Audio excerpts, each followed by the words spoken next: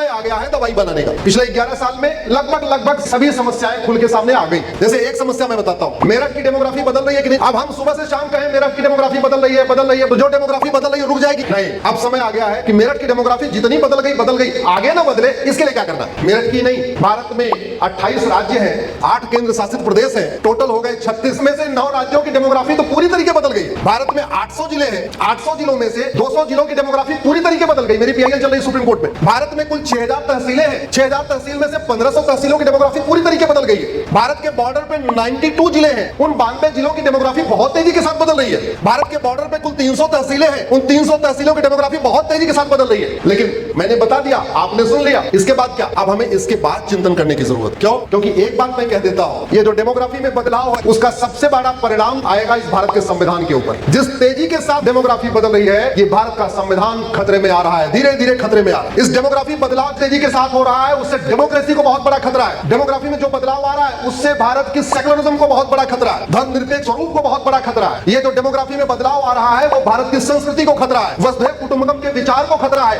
नारी तू नारायणी के विचार को खतरा है, सर्वमंगल मांगल्ये शिवे सर्वार्थ साधिके के विचार को खतरा है, सर्वे भवन्तु सुखिनः सर्वे सन्तु निरामया के विचार को खतरा है, जननी जन्मभूमिश्च स्वर्गादप गरीयसी के विचार को खतरा। इसलिए मैं कह रहा हूं, अपने नहीं लिए नहीं तो कम से कम संविधान बचाने के लिए जागो, उठो, बोलो, सब लोग बोलो।